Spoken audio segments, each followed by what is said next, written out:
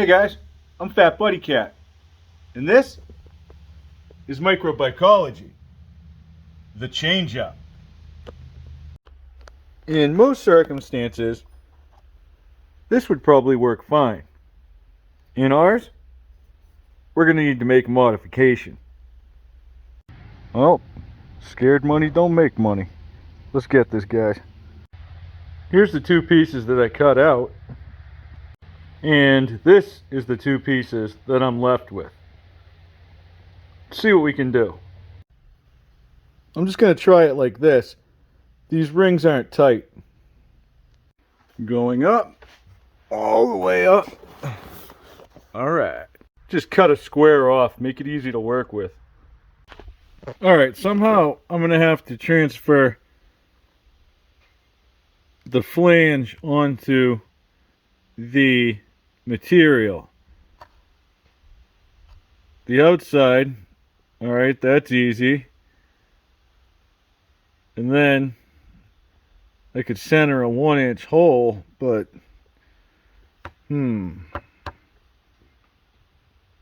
maybe I'll mark a hole first. No, I'm going to trace this thing. I got an idea. You know what it is. This is my first time doing this, so I'm leaving it heavy on the edges, just in case. Just 2 more holes. That took me about 15 minutes taking my time, but that 15 minutes taking your time is going to be a lot quicker than anything you're going to get in the mail. I don't even know if they have these. This feels extremely solid. Well, black coffee and confidence has us going a different direction this morning. Let's see how this turns out. I think I had an air leak. I'll give you a quick pick at what I'm up to. I'm hot tacking this with 7018. I'm running 110. I'm just going to try to work my way around this and keep it clean. Also, I'm going to spread the tacks out to minimize cracking, warping, anything like that. I'm chipping the end of my rod in between all of these tacks. And here's what we have so far. Alright.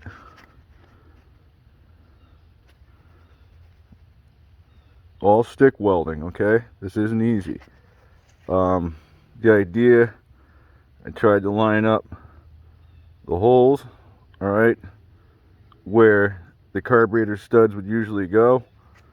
That way we have the most direct short rim intake we could possibly have. We know that we're going to have the carburetor gasket on this side and my manifold gasket on this side. I took a look at that when I disassembled this, and it looked really good, guys. So if we had any issues with air, it was in this vicinity. I'm gonna get a couple more tacks on this, and then I'm gonna clean it up, and I'm probably gonna wrap this with something lighter. Alright, I got my tacks all cleaned up. We have really good penetration.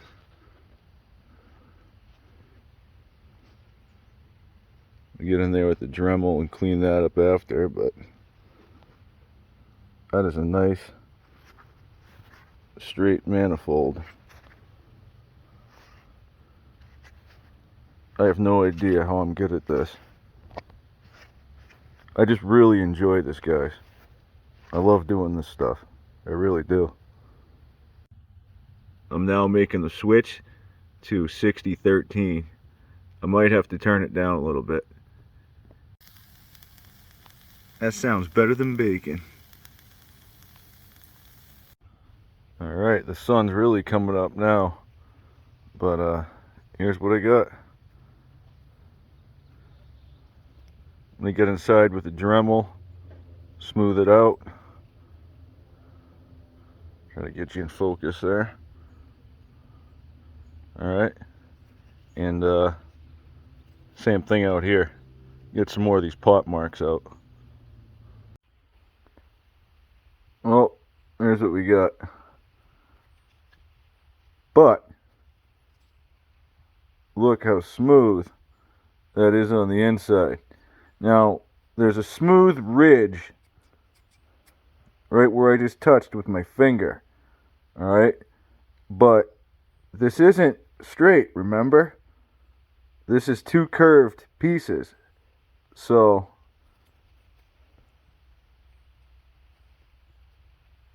that's an improvement. Next, I think we'll paint it.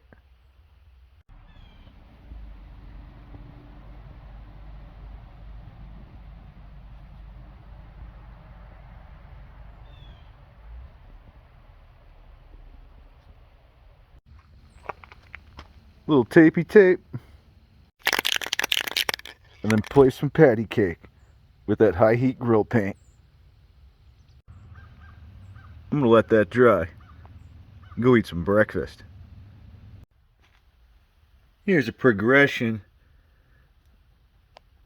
of what got us here.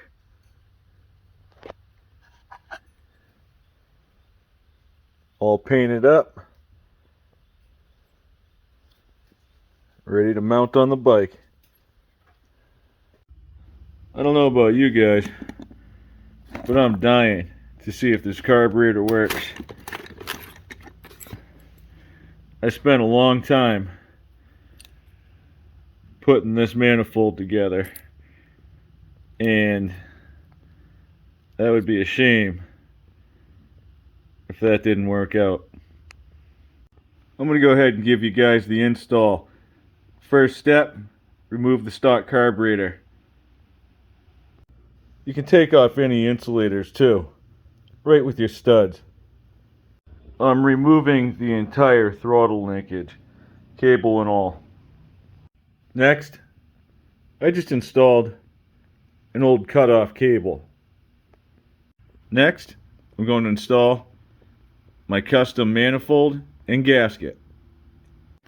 After the manifold, put on the carb. Just 2 bolts. Alright, and I already have the OMB Mikuni linkage hooked up to my carburetor. Again guys, this bolt right here, okay? And on the other end of the bracket, it has a hole for another bolt. Just hold that in position and it'll be right next to the hole on the starter. Drill a hole right where this one is, okay? And be careful because you will hit the threaded section that's in the fan shroud, but that works out perfectly. Next, I'm just going to attach this cable with my Duke of Clevis.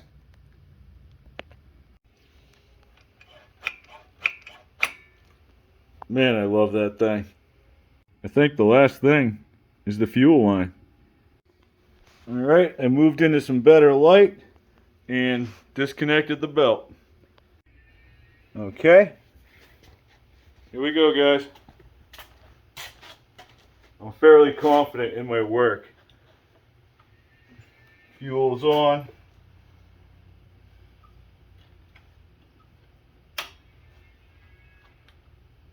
There's the choke. Oh yeah, we're going places.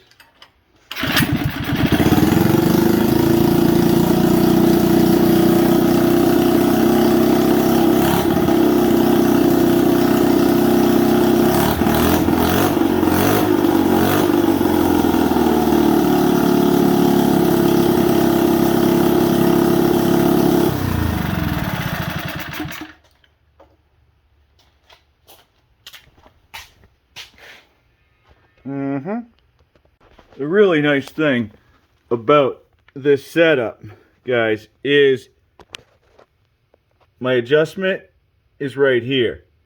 I'm gonna have to turn that idle down. I'm running the right jet. I can feel it. I hope. We're getting close. Boy, that Monza sounds way better with this car.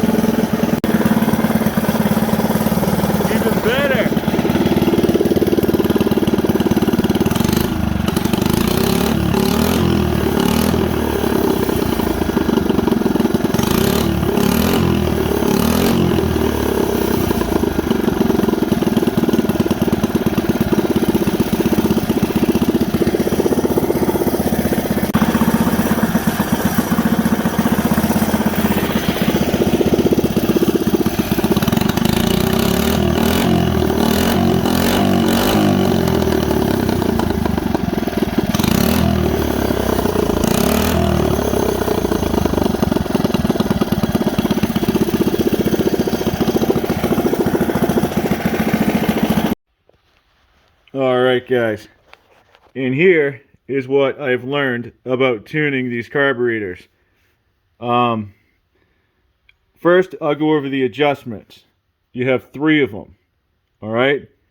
The first one is your air-fuel ratio. Okay? The further left you go with this screw, the more fuel. Alright? The further right, the leaner it gets. This one right here, this is your idle adjustment, okay? It's basically a throttle screw, except it doesn't limit the throttle. It just sets where the jump off point is. So if for whatever reason you need a higher RPM, you would turn it in to the right, and if you want to bring it down, you turn it to the left. What it has is a shaft that runs into a tapered section on the bottom of the slide. So when you turn it into the right, it pushes further into that taper section and opens the slide. These 2 things right here are for your idle speeds. I'm going to be making a change here, and I'll explain why once I get to it. I'm going to be pulling out the slide, the needle, and everything. I'm going to be making an adjustment to this needle. I already made one, and it wasn't the right one. But at least now I know what direction to go. First off, the spring that is in this particular 19mm carburetor is pretty stiff. That spring, in turn, directly affects your return pressure, okay, on the throttle cable, okay? So I had to upgrade my clevis to make up for the extra tension that created. Okay, here's the slide and the needle. Inside, there's like a spring clip. Alright? And you got to get that out of there. Don't lose any of these parts while you're working with these. They take forever to find. Okay, there's my clip. Next, I'll pull out my needle. If you look closely, you'll see there's 5 positions that this clip can be placed in. Alright, you see those grooves? I believe the reason there's 5 is so that there's a middle and then 2 to each direction, thus after. The further up you go, the leaner your throttle is going to be. The further down you go, the richer. Okay? This only controls the throttle. So when you get to pushing it, that's when this action happens. So if you're bogging, as soon as you're pushing it, you're probably rich. When you pull these things off,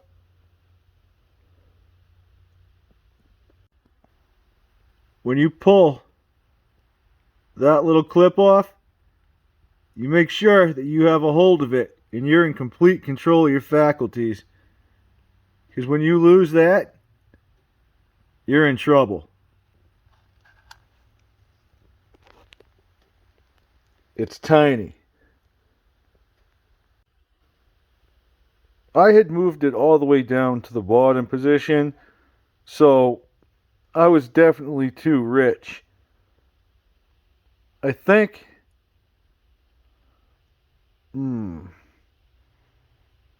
maybe we'll go to the middle and see what happens. I don't want to be too lean either. And with the governor removed, we're going to move it up 1 position. I just almost lost this thing and it was right in front of me. It bounced off the wood and it was like right here. Anyways, I moved up 1 position. Alright, so that should lean my throttle response out.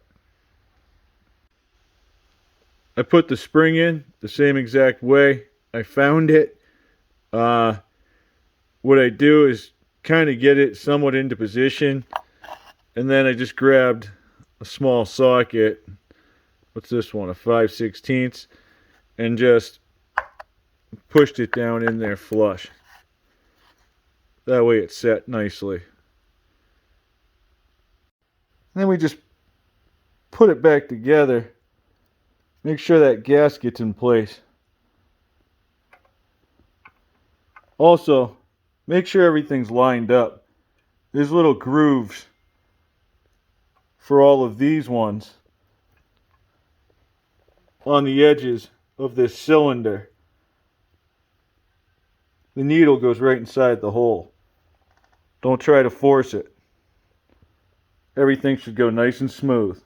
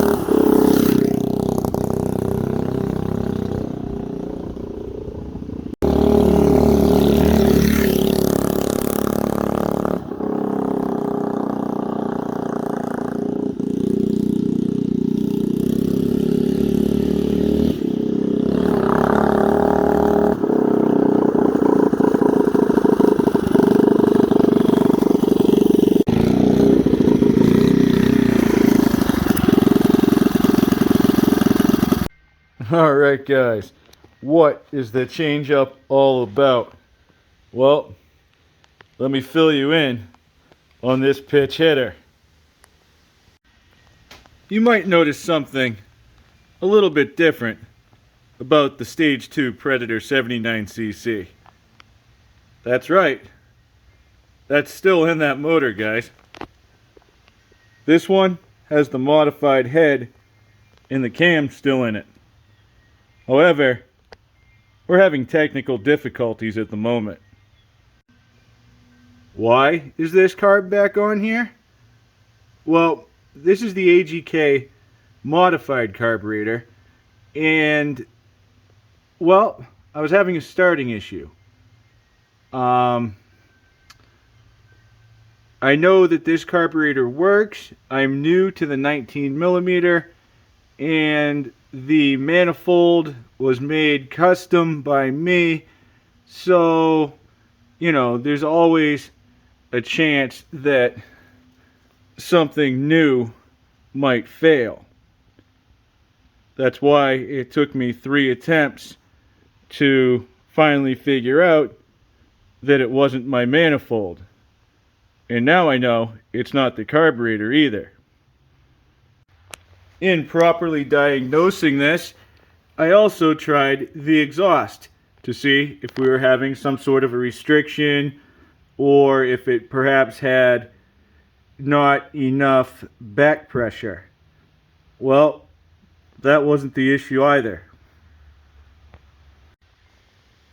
I even put the stock spark plug back in to see if I was having an issue there, as well as regapped my coil twice.